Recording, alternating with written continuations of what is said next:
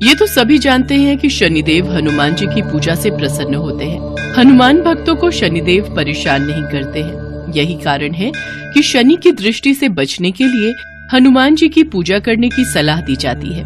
पर शनिदेव और हनुमान जी आपस में मित्र कैसे बने, इसके पीछे बहुत सी कथाएं प्रचलित हैं। उन्हीं में से प्रचलित एक पौराणिक कथा के अनुसार एक बार शनिदेव को अपनी शक्ति पर अहंकार हो गया।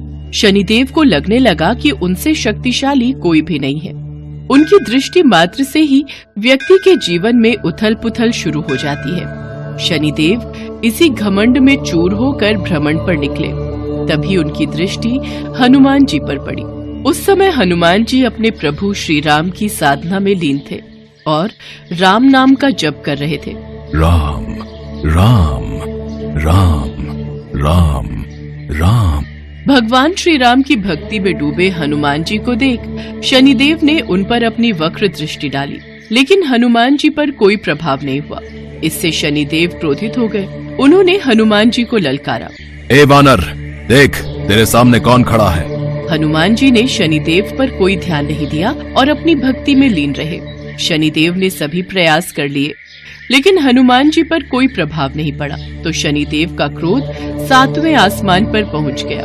तनाव और गुस्से में आकर शनिदेव ने एक बार फिर प्रयास किया और बोले, ए वानर, आंखें खोल। मैं शनिदेव तुम्हारी सुख शांति को नष्ट करने आया हूँ। इस संसार में ऐसा कोई नहीं जो मेरा सामना कर सके। क्या तुम मुझ जैसे शक्तिशाली को देखकर बिल्कुल भी विचलित नहीं हो रहे? तुम मेरी शक्तियों को नहीं जानते हो। शनिदेव को ये विश्वास था कि ऐसा करने से हनुमान जी भयभीत हो जाएंगे और क्षमा मांगेंगे, लेकिन ऐसा कुछ भी नहीं हुआ। बहुत प्रयास करने पर हनुमान जी बहुत ही सहज भाव से बोले, महाराज, आप कौन हैं और इस तरह से कोलाहल करके मेरी पूजा में विघ्न क्यों डाल रहे हैं? मैं तुम्हें अपना परिचय पहले ही दे चुका हूँ, पर शायद तुमने ध्यान नहीं दिया। अब तुम्हें इसका दंड अवश्य मिलेगा। मैं अभी इसी समय तुम्हारी राशि में प्रवेश करने जा रहा हूँ, तब समझ में आएगा कि मैं कौन हूँ। हे शनिदेव, आप कहीं और जाएं और मुझे अपने प्रभु का स्मरण करने दें। कृपया करके मेरी साधना में विघ्न उत्पन्न करने की चेष्टा न करें। हनुमान जी की ये बात सुनकर शनिदेव का क्रोध और बढ़ गया। उन्होंने हनुमान जी की भुजा पकड़ ली और अपनी तरफ खींचने लगे। हनुमान जी को लगा जैसे उनकी भुजा को किसी ने दहकते अंगारों पर रख दिया हो। उन्होंने तुरंत एक झटके से अपनी भुजा को शनिदेव की पकड़ से छुड़ाया। इसके बाद शनिदेव ने विकराल रूप धारण कर उनकी दूसरी बाह को पकड़ने की कोशिश की, तो हनुमान जी को भी क्रोध आ गया और उन्होंने अपनी पूंछ में शनिदेव को लपेट लिया। मैंने आपसे कहा था कि आप मेरी पूजा में विघ्न न डालें, पर आपने मेरी बात को नहीं सुना। अब जब तक मैं प्रभु श्री राम की आराधना करता हूँ, तब तक आप मेरी पूंछ से बंधे रहेंगे, ताकि आप मेरी पूजा में विघ्न न डाल सके। ए वानर, तुम तो क्या, तुम्हारे प्रिय श्री राम भी मेरा कुछ नहीं बिगाड़ सकते। शनिदेव की ये बात सुनकर हनुमान जी को अत्यंत क्रोध आ गया और वो शनिदेव को पूंछ में लपेटकर पहाड़ों और वृक्षों पर खूब उठा उठाकर पटकने और रगड़ने लगे। इससे शनिदेव की हालत खराब हो गई। अंत में शनिदेव को अपनी गलती का एहसास हुआ और वो हनुमान जी से बोले, दया करे वानर राज, मुझे अपनी गलती का एहसास हो गया है, मुझे क्षमा करें। भविष्य में मैं आपकी छाया से भी दूर रहूंगा। हे शनिदेव, आपको मेरी छाया ही नहीं, मेरे भक्तों की छाया से भी दूर रहने का वचन देना होगा।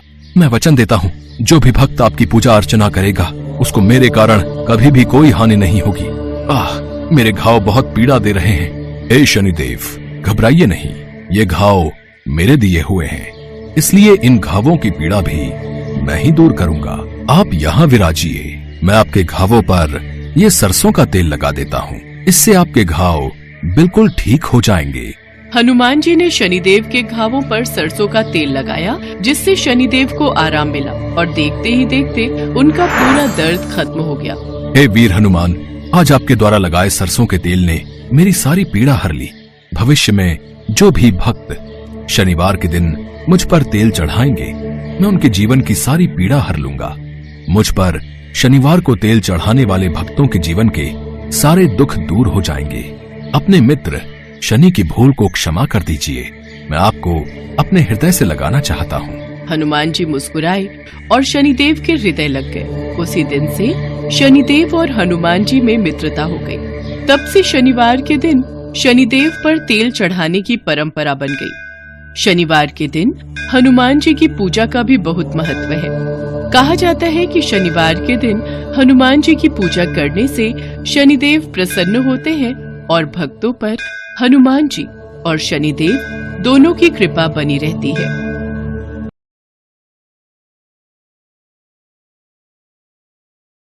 एक बार की बात है, भगवान राम और देवी सीता बैकुंठ धाम में अपने राजमहल में बैठे वार्तालाप कर रहे थे। हनुमान जी भी वहीं बैठे थे। वार्तालाप के बीच में माँ सीता भगवान राम से बोली, प्रभु, बहुत समय से धरती का चित्रण नहीं देखा। पृथ्वीवासी सब प्रकार से कुशल मंगल तो है ना? मैं सोच रही थी एक बार धरती का चित्रण मेरे समक्ष अंकित कर देते तो मैं धरती वासियों का हालचाल जान लेती।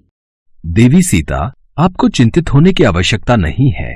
मैं अभी आपको धरती का चित्र दिखाता हूँ। भगवान राम ने हवा में हाथ उठाया और धरती का चित्रण उनके समक्ष आ गया। धरती पर मनुष्य, जीव जंतु सब दिखाई देने लगे। उन्हीं के बीच हनुमान जी की नजर राम मंदिर में बैठे एक पंडित पर गई। राम सिया राम, सिया राम जय जय राम।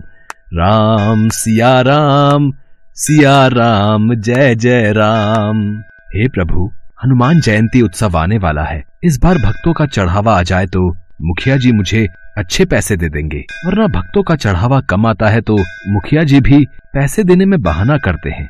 किस सोच में डूबे हो पंडित जी? क्या विचार किया है? हनुमान जयंती पर ऐसा क्या प्रस्तुत करोगे ताकि भक्तों की भीड़ लगी रहे? देखो पंडित जी, अब ये कथा कीर्तन सुनने कोई नहीं आता। एक दो भक्तों से कितना चढ़ावा इकट्ठा हो जाएगा ये आप भी जानते हो। और अगर इस हनुमान जयंती पर ज्यादा चढ़ावा नहीं आया तो फिर मुझे कुछ और ही सोचना होगा। वैसे भी आपकी उम्र हो चली है, अब आप राम मंदिर की जिम्मेदारी नहीं संभाल पाओगे।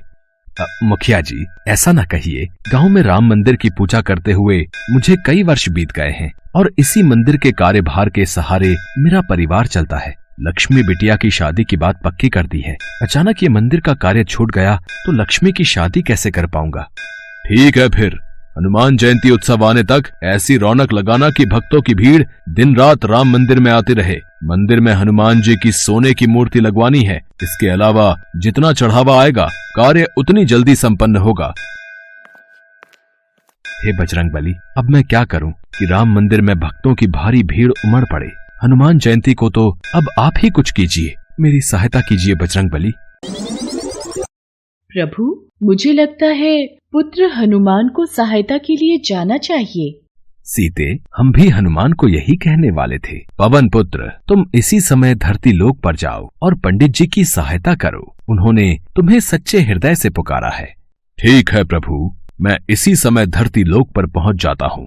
हनुमान, तुम्हें साधारण मनुष्य की भांति ही पंडित जी की सहायता करनी होगी और आवश्यकता पड़ने पर ही अपनी शक्तियों का उपयोग करना। श्री राम और माता सीता की आज्ञा पाकर हनुमान जी मनुष्य रूप में धरती लोक में पंडित जी के पास पहुंचे। जय श्री राम पंडित जी, मैं बड़ी दूर से आया हूँ। क्या कोई काम मिलेगा? आपकी अति कृपा होगी। काम? इस मंदिर में तुम्हें काम तो दे दूं, पर मेरे पास इतनी धनराशि नहीं कि तुम्हें तनख्वाह दे सकूं। पंडित जी, काम के बदले में आप मुझे रोजाना मंदिर के चढ़ावे के फल खाने को दे दिया करना। मेरे लिए वही काफी है। इसे काम पर रख लेता हूँ। मंदिर के कार्य में मेरी सहायता करेगा तो मुझे भी सहारा मिलेगा। अब ठीक है, तुम आज से ही मंदिर की साफ सफाई और पूजा की व्यवस्था का कार्य कर दिया करना। हनुमान जी मंदिर का सारा कार्यभार संभालने लगे। पंडित जी बदले में हनुमान जी को भगवान राम के प्रसाद में चढ़े फल खाने को दे दिया करते। हनुमान जी के आ जाने से पंडित जी को भी सहारा हो गया था। एक सुबह जब पंडित जी कथा कर रहे थे, हनुमान जी अपने असली रूप में आ जाते हैं और मंदिर में भजन गाते हुए नृत्य करने लगते हैं। आते जाते भक्तों की भीड़ लगनी शुरू हो जाती है। भक्त मंदिर में चढ़ावा चढ़ाकर और आशीर्वाद लेकर हनुमान जी के भजन और कीर्तन नृत्य का आनंद ले रहे थे। ये सदानंद बजरंगबली की वेशभूषा पहनकर कितनी सुंदर झांकी प्रस्तुत कर रहा है। भक्त भी सदानंद को हनुमान जी के रूप में देखकर खुश हो रहे हैं। अब तो हनुमान जी पंडित जी के साथ मंदिर में अपने असली रूप में भजन कीर्तन करते और भक्त झांकी को देखकर खूब आनंद लेते। धीरे धीरे मंदिर में भक्तों की भीड़ लगने लगी और हनुमान जयंती उत्सव आते तक मंदिर में बहुत मात्रा में चढ़ावा आ गया। अरे वाह पंडित जी, इस बार तो कमाल हो गया। इस बार तो मंदिर में अच्छा चढ़ावा चढ़ा है। अब मंदिर की मूर्ति की स्थापना भी हो जाएगी।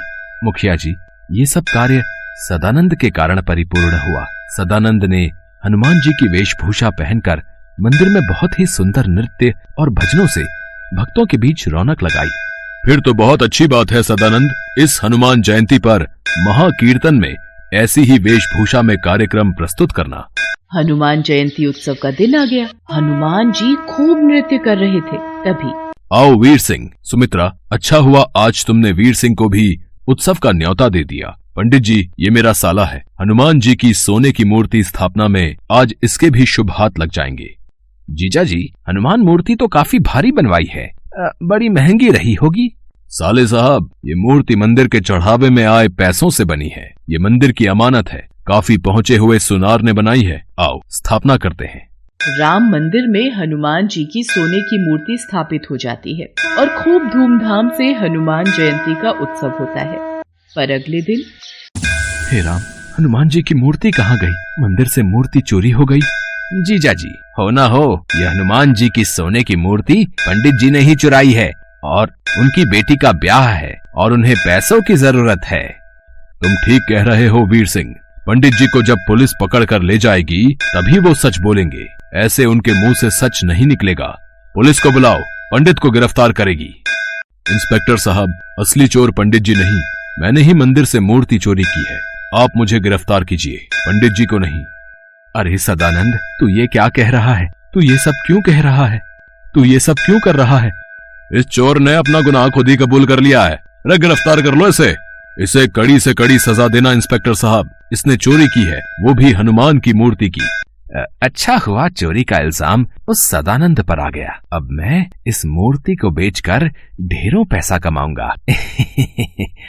अरे कौन है? कौन है? अरे ये कौन मुझे थप्पड़ मार रहा है? कोई सामने क्यों नहीं आता?